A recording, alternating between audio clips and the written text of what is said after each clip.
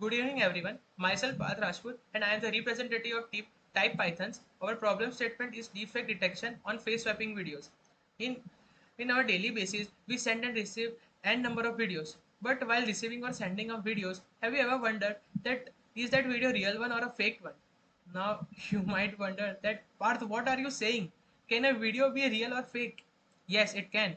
There are two categories of videos. First one is the real video and another one is a fake video. Now, what are the real videos and what are the fake videos?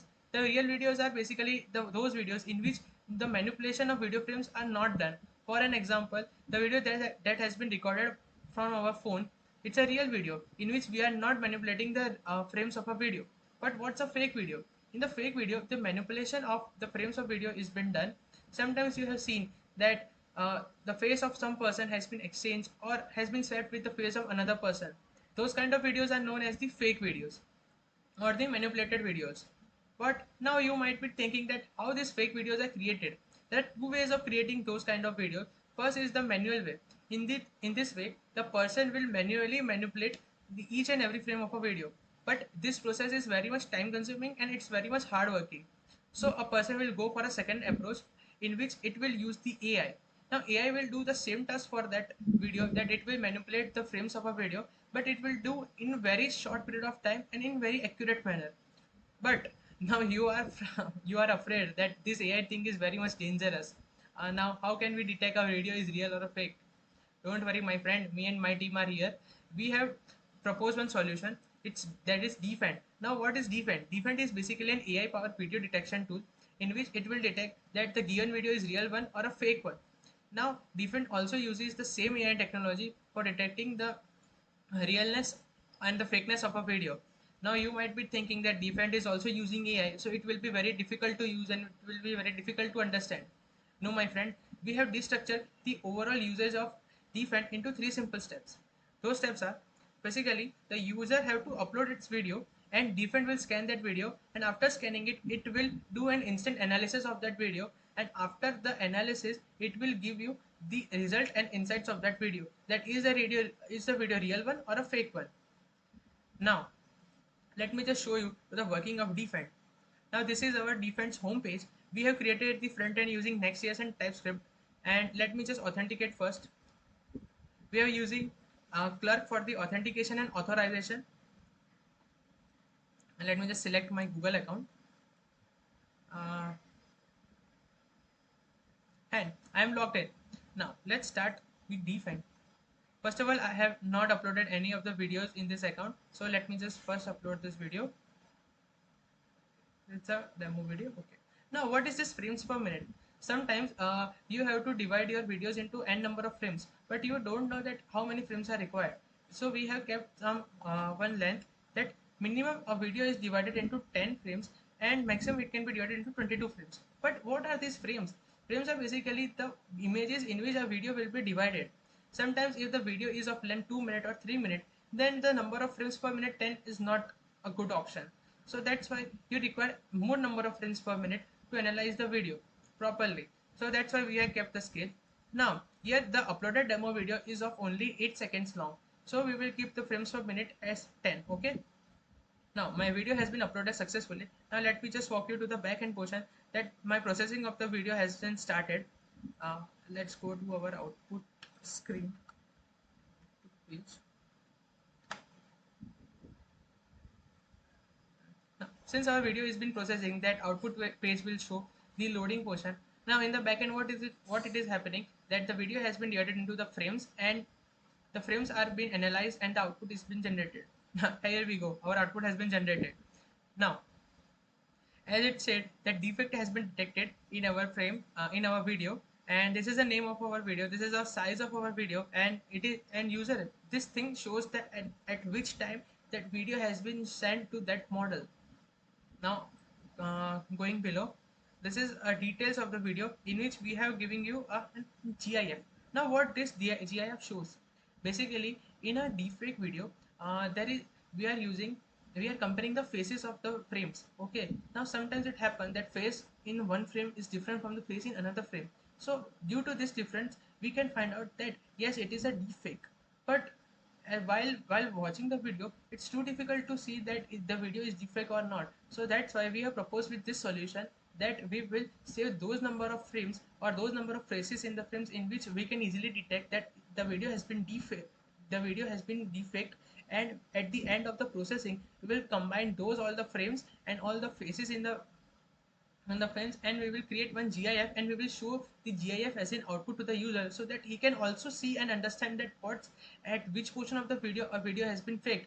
So as you can see here, the eyes are the faked of the are the fake ones, and here are the model results. The model results, first one is that the model is a fake model. Now, not the fake model, the video has been faked, and the probability is 96.99%. And some video details are also been shown. Let me just use the original video. Mm, this is video number 2, and I will just also submit it. Now as you can see, the processing of another video has also been started. Now till this works, let me just explain you how the backend processing of the defend is doing. For that we have destructured the whole backend processing into 8 simple steps. The first step is trimming the video. Basically, what's the trimming the video? Sometimes a user gives a video of length 1 minute, but in that a facing or appearance of a person is of only 30 seconds. Then those 30 seconds of processing are waste of the time for model as well as for the user. So what Defend will do? Defend will trim those portion of the videos in which there is no person or in which there is no face. So it will get a proper particular video interval so that it can analyze it in a proper way, and it will give you the accurate results. Now, second step is extracting of the frames. After trimming the videos, as you have seen earlier that we have assigned the number of frames per minute, it will divide the video into number of frames. Here in our case, it will divide the video in 10 frames. Now, step 3 is face detection. Now, after dividing the videos into the frames, it will detect the face in each frame. Like, as you can see the illustration over here, it will detect the eyes, nose, lips, upper lip, lower lip, the cheeks, distance between the ears, and all the factors have been analyzed and have been fetched from the frames. Third thing is cropping and bounding boxes. Now the third thing is it is the most important step of Defend. Now Defend is basically concerned with your face. It doesn't require your upper body, lower body, or your hairs. So what Defend will do, after fetching that face, it will crop the rest of the portion of your video so that it can properly work on the face portion only. The fifth thing is normalize the cropped images. Now, what does it mean? It means that in some frames, a person face might be too far away from the camera or might be too front from the camera. So the cropping video will be of different sizes or will be of uh, variable frames. So what Defend will do? Defend will resize all the frames into similar size so that the processing can be done in a very smoother way. Now, the sixth step is sending the frames to the model. Here we are using two models, and first model is based on the LSTM networks and another model is based on the convolutional next architecture. Now, what's the difference between the LSTM architecture and convolutional next architecture? In LSTM architecture, the the different patterns between the frames are been detected and are been analyzed. For example, the pattern in one frame and the pattern in another frame, those patterns are been compared by LSTM architecture. But in the case of convolutional next architecture, the pixels of one frame and the pixels of another frames are been uh, calculated, and based on this the output has been generated. Now we are using those two models to get most accurate output from the video. Now the seventh step is assembling of the output of the models, that we will take the output of LSTM as well as the convolutional next architecture so that we can give you a proper accurate output of your video.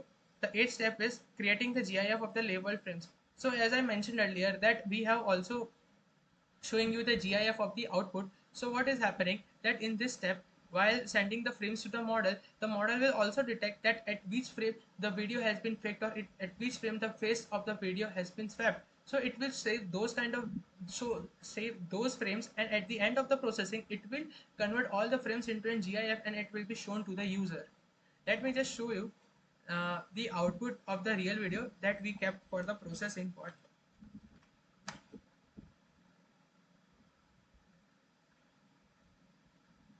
This is the real video that defect has not been detected, and this is the details of the video, that the video is a real one, and this is the GIF of the video, that as you can see that this video in which there is no manipulation of the frames has been done to you, and it's 97% accurate, and the video name is this, and video details are also shown over here.